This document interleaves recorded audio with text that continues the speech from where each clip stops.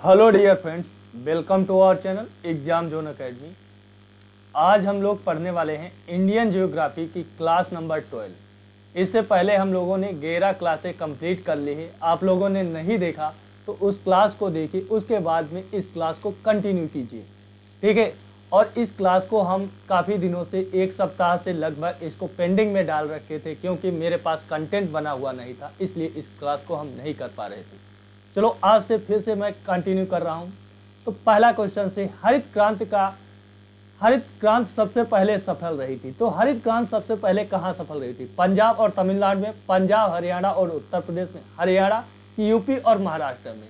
तो सबसे पहले जो हरित क्रांति की जो शुरुआत होती 1966 में, 1965-66 में, ये पंजाब और हरियाणा में और यूपी में सबसे ज़्यादा सफल रही थी। ऑप्शन नंबर सेकेंड क्या हो जाएगा? इसका राइट आंसर हो जाएगा। हरित क्रांति का जनक जो भारत में माना जाता है वो किसे? Doctor MS. स्वामीनाथन को माना जाता है। किसे? Doctor MS. स्वामीनाथन को माना जाता है। जबकि हरित क्रांति का जनक विश्व का जो माना जाता है डॉक्टर नॉर्मन बोरलॉग को माना जाता है। किसे? नॉर्मन बोरलॉग को माना जाता है। उसके बाद में अगला प्रश्न है, नीली क्रांति किससे संबंधित? मछली पालन से, दूध पालन से, तेल उत्पादन से कि अन्य उत्पादन से? श्वेत क्रांति तो दूध उत्पादन से है, जबकि मछली उत्पादन से कौन सी? नीली क्रांति होती। कौन सी होती? नीली क्रांति होती। ऑप्शन नंबर 1 राइट आंसर हो जाएगा। ऑप्शन नंबर 1 राइट आंसर हो जाएगा। उसके बाद में अगला प्रश्न पूछा गया है। अगला जो प्रश्न पूछा गया है, भारत के निम्नलिखित में से किस समूह में रबर के व्यावसायिक पैमाने पर उगाया जाता है? बड़े व्यावसायिक पैमाने पर किस समूह में उगाया जाता है? महाराष्ट्र, गुजरात और मध्य प्रदेश में। महाराष्ट्र, गुजरात, मध्य प्रदेश में, केरल, तमिलनाडु, कर्नाटक में, कि सिक्किम, अरुणाचल प्रदेश और नागालैंड में, कि उड़ीसा, मध्य प्रदेश, महाराष्ट्र में, कि उड़ीसा, मध्य प्रदेश और महाराष्ट्र में। तो कहाँ उगाया जाता? तो सबसे ज्यादा व्यावसायिक जो केरल, तमिलनाडु और कर्नाटक में व्यावसायिक रबर का बड़े पैमाने पर उपयोग उगाया जाता। ऑप्शन नंबर सेकेंड क्या हो जाएगा? राइट आंसर हो जाएगा। उसके बाद में अगला प्रश्न पूछा गया है, भारत में हरित क्रांति ने ऐसा किया कि अब तक सबसे सफल मामला है। किस अनाज के लिए सबसे सफल मामला है हरित क्रांति में? गन्ना, मोटे अनाज, गेहूं, चावल के लिए। किसके लिए सबसे सफल योजना है? तो वो गेहूं के लिए। किसके लिए? गेहूं के लिए। ऑप्शन नंबर 3 क्या हो जाएगा? राइट आंसर हो जाएगा। उसके बाद में अगला है, भारत में सबसे बड़े सिंचित क्षेत्र पर कब्जा किस फसल का है? गन्ना का, चावल का, कपास का, गेहूं का। तो भारत में सबसे ज्यादा जो है किस चीज का? तो वो सिंचित क्षेत्र पर कब्जा है वो चावल का। किसका है? चावल का। Option number second right answer हो जाएगा। उसके बाद में अगला प्रश्न है, भारत में पीली क्रांति किसके साथ में जुड़ी हुई है? धान उत्पादन, तिलहन उत्पादन, चाय उत्पादन, फूल उत्पादन। तो तिलहन उत्पादन से पीली क्रांति जुड़ी हुई। किससे? तिलहन उत्पादन से। Option number second right answer हो जाएगा।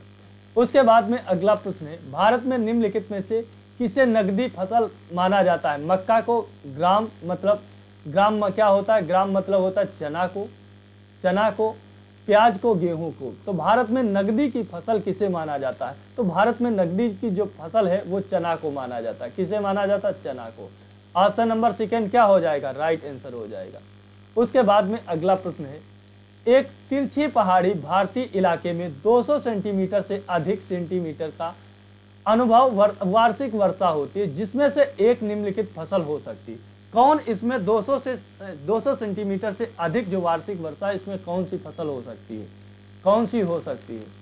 कपास हो सकती, जूट हो सकती, कपास हो सकती, जूट हो सकती, तंबाकू हो सकती, चाय हो सकती। तो इसमें कौन सी फसल सबसे अच्छी हो सकती? तिरछी जो हो रही, तिरछी वर्षा होती, तो इसमें कौन सी? चाय की फसल होती। कौन सी? चाय की फसल होती।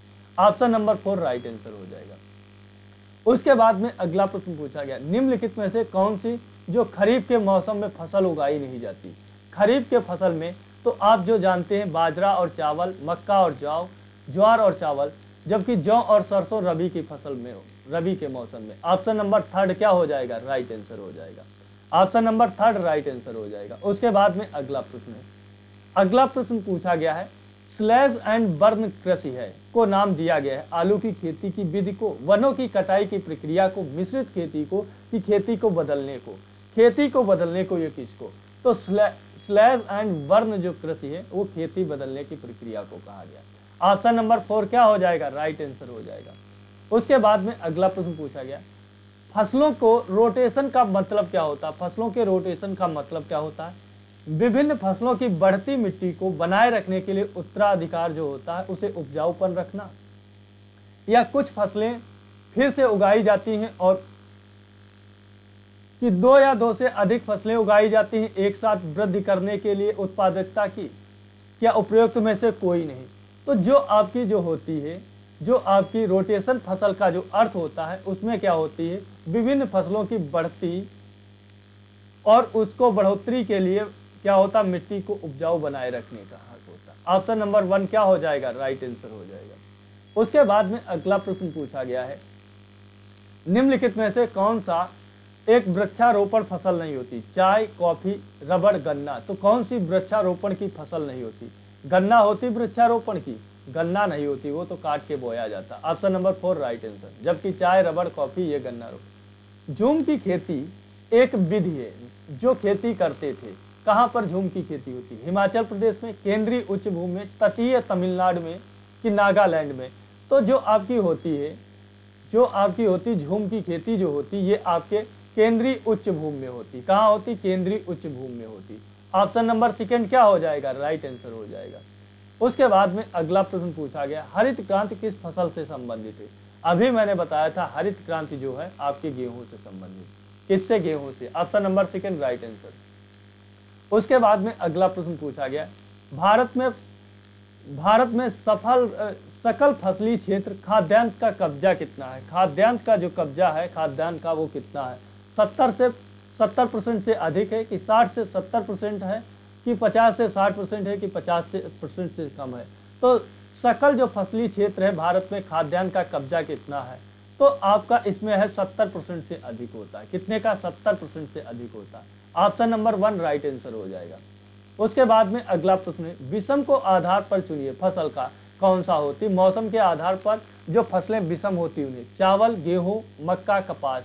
तो कौन सी इसमें विषम होती, कौन सी जो होती वो विषम होती, तो आप जानते गेहूं इसमें विषम होती, रबी की फसल होती, जबकि ये किसकी, खरीफ की फसल होती। उसके बाद में अगला प्रश्न है, निम्नलिखित में से कौन सा एक गेहूं की HYV नहीं होती, सोनालिका, रत्ना, कल्याण सोना, गिरजा। कौन सी नहीं होती, तो रत्ना जो होती वो नहीं होती। ऑप्शन नंबर 2 राइट आंसर हो जाएगा। उसके बाद में अगला प्रश्न पूछा गया है, भारतीय कृषि में अवधि जुलाई से अक्टूबर नवंबर में काट लिया जाता है, इसे क्या कहा जाता है, रबी की मौसम कहा जाता है, रबी की फसल, खरीफ का मौसम या खरीफ का मौसम की शुष्क मौसम कहा जाता। तो जो आपकी जुलाई से अक्टूबर नवंबर का जो होता उसे कौन सा मौसम कहा जाता, उसे कौन सा मौसम कहा जाता है, उसे खरीफ का मौसम कहा जाता है। क्या, खरीफ का मौसम कहा जाता। अक्टूबर नवंबर में क्या होता, धान ऊन की कटाई हो जाती। उसके बाद में अगला है, हरित क्रांति शब्द है उच्च इंगित करने के लिए उपयोग किया जाता माध्यम से उत्पादन की, घासों के मैदानों का निर्माण, अधिक पेड़ लगाना, प्रति हेक्टेयर कृषि उत्पादकता में वृद्धि या शहरों में उद्यानों का निर्माण। तो हरित क्रांति का जो शब्द था, हरित क्रांति जो शब्द था उसका मेन उद्देश्य था प्रति हेक्टेयर कृषि उत्पादकता में वृद्धि। तो ऑप्शन नंबर 3 क्या हो जाएगा, राइट आंसर हो जाएगा। उसके बाद में अगला है, निम्नलिखित में से कौन सी नस्ल भैंसों की नस्लों में पाया जाता है जो गुजरात का दक्षिणी पश्चिमी हिस्सा है, मुर्राह, भदवारी, सुरती या टोडा। कौन सी पाई जाती है, कौन सी पाई जाती, तो वो सुरती पाई जाती है। कौन सी, सुरती। ऑप्शन नंबर 3 राइट आंसर हो जाएगा। पर्याप्त वृद्धि हुई थी के दौरान विशेष रूप से गेहूं के उत्पादन में के खाद्यान्न में अधिकतम किस अवधि में हुई थी, सबसे ज्यादा हुई थी 1954 में, 1964 में, 1965 में, 1966 में। तो किस वर्ष सबसे ज्यादा हुई थी, 1966 में, हरित क्रांति के समय। ऑप्शन नंबर 4 राइट आंसर हो जाएगा। उसके बाद में अगला है, बेमेल को जोड़ी का पता लगाएं। चाय असम में होती, चाय जो होती वो असम में होती, मूंगफली बिहार में होती, नहीं, नारियल केरल में होती, गन्ना उत्तर प्रदेश होता। ऑप्शन नंबर 2 क्या हो जाएगा, इसका राइट आंसर हो जाएगा। उसके बाद में अगला प्रश्न है, निम्नलिखित का मिलान करें और सही उत्तर का चयन कीजिए। तो अभी मैंने बताया असम में कौन सी, चाय होती, असम में जो होती वो चाय होती, असम में जो होती वो चाय होती, ठीक है। असम में क्या होती, असम में जो होती वो आपकी चाय होती, असम में चाय होती है, ठीक है, असम में आपकी चाय होती, असम में चाय होती।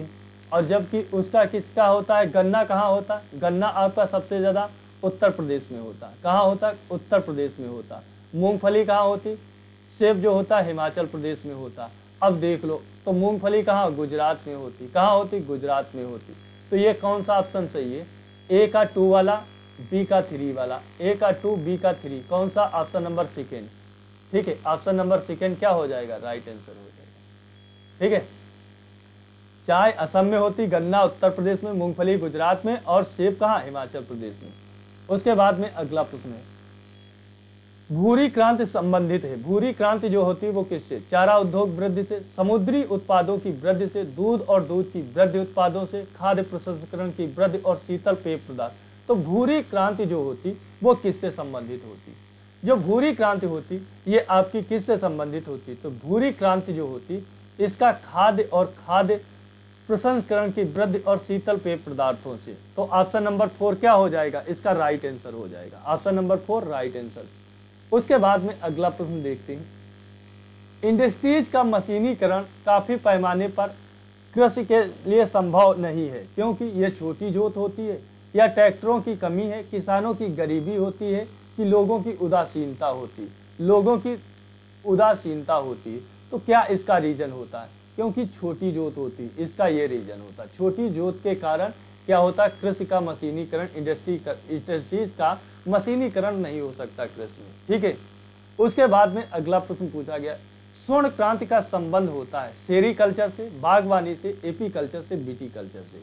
तो आप जानते हैं स्वर्ण क्रांति का संबंध जो होता है वो बागवानी से होता है। किससे होता है, बागवानी से। ऑप्शन नंबर क्या हो जाएगा, सेकंड राइट आंसर हो जाएगा। उसके बाद में अगला प्रश्न पूछा गया, हरित क्रांति की शुरुआत की गई थी 1960 में, 1970 में, 1970 में, यहाँ पे गलत लिखा, 1970 में, 1940 में, 1990 में। तो हरित क्रांति की जो शुरुआत हुई थी 1960 में हुई थी। कब हुई थी, 1960 में। ऑप्शन नंबर 1 क्या हो जाएगा, राइट आंसर हो जाएगा। उसके बाद में अगला प्रश्न है, अगला प्रश्न पूछा गया, निम्नलिखित में से कौन सा नहीं है भारतीय कृषि में कम उत्पादकता का कारण। कौन सा भारतीय कृषि में कौन से कम उत्पादकता का कारण नहीं है, सरकारी खेती, अपर्याप्त इनपुट उपलब्धता, भूमि जोत का उपविभाजन और विखंडन, गरीब वित्त और विपणन सुविधाएं। कौन सा इसका नहीं होता है, कौन सा इसका जो रीजन वो नहीं होता है, सरकारी खेती, ये जो होता है ये इसका रीजन नहीं होता। अपर्याप्त इनपुट उपलब्धता है, बिल्कुल है। भूमि जोत का उपविभाजन और विखंडन भी होता, गरीब वित्त और विपणन सुविधाएं भी होती, सही। तो अगला प्रश्न पूछा गया है, निम्नलिखित में से किसे भूरे रंग के कागज कहा जाता, जूट को, कपास को, रबड़ को, चाय को। तो भूरे रंग के कागज जो होता वो किसे कहा जाता, वो जूट को कहा जाता। किसे कहा जाता, जूट को कहा जाता। ऑप्शन नंबर 1 राइट आंसर हो जाएगा। उसके बाद में अगला प्रश्न पूछा गया है, रेशम के कीड़ों की संस्कृति है तो संस्कृत को जाना जाता है एपीकल्चर, बागवानी, मछली पालन, सेरीकल्चर। तो इसे किस नाम से जाना, इसे सेरीकल्चर, किसे, सेरीकल्चर, रेशम के कीड़ों की संस्कृत को जाना जाता है। ऑप्शन नंबर 4 राइट आंसर हो जाएगा।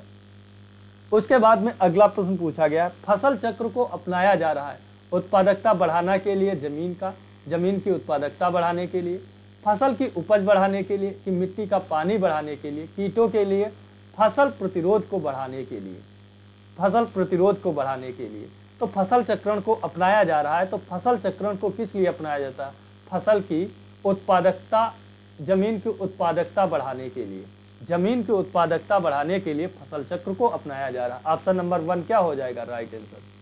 उसके बाद में अगला प्रश्न पूछा गया है, खरीफ और रबी के बारे में निम्नलिखित में से कौन सा कथन जो है वो गलत है। खरीफ का मौसम शुरू होता है और मानसून के मौसम की शुरुआत और देर वसंत में काटा जाता है, देर वसंत में काटा जाता है। खरीफ का मौसम शुरू होता है और मानसून के मौसम की शुरुआत और शरद ऋतु में काटा जाता है। रबी की सीजन जो होती है वो शुरुआत होती है और बारिश के बाद पतझड़ और देर वसंत में काटा जाता है। कि महत्वपूर्ण खरीफ फसलें हैं ज्वार, बाजरा, जूट, मक्का और कपास।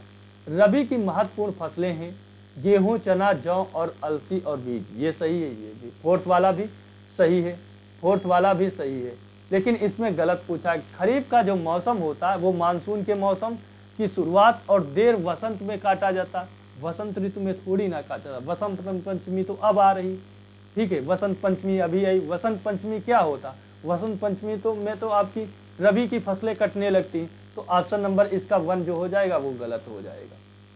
ऑप्शन नंबर 1 जो हो जाएगा वो गलत हो जाएगा। उसके बाद में अगला प्रश्न है, राज्य जो उत्पादन गेहूं की सबसे बड़ी मात्रा में गेहूं का उत्पादन कौन सा राज्य करता है? गेहूं की सबसे बड़ी मात्रा कौन सा राज्य उत्पादन करता है? हरियाणा, राजस्थान, यूपी, पंजाब। तो सबसे बड़ी जो उत्पादकता करता है वो आपका यूपी करता है गेहूं की। कौन करता? यूपी करता। Option number 1 third right answer हो जाएगा। उसके बाद में अगला प्रश्न पूछा गया है, डेयरी किसान कैसे काम कर सकता है उनके मवेशियों द्वारा चारे की खपत और दूध को बढ़ाने के उत्पादन में? कि पूर्ति बढ़ाकर ध्यान केंद्रित करें, कि स्टॉल फीडिंग द्वारा, कि मवेशियों को अनुमति देकर खेतों में चराने के लिए, कि हार्मोन्स का प्रशासन करने पे, हार्मोन प्रशासन करने पे। तो किस चीज़ को ये अपना सकते हैं? किस चीज़ को ये अपना सकते हैं? तो ये अपना सकते हैं, इनका एक ही कार्य कर सकते हैं कि मवेशियों को अनुमति देकर खेतों में चराने के लिए। तो उससे क्या हो जा, इनकी क्यों होगी, दूध की वृद्धि हो सकती है। ऑप्शन नंबर 3 जो हो जाएगा वो राइट आंसर। इसी के साथ में ये क्लास समाप्त होती है। आप लोगों को ये क्लास पसंद आएगी, अगर पसंद आती तो लाइक करना, शेयर करना और क्लास को सब्सक्राइब कर लेना। मिलता हूँ नेक्स्ट वीडियो में, चैनल को सब्सक्राइब कर लेना। जय हिंद दोस्तों।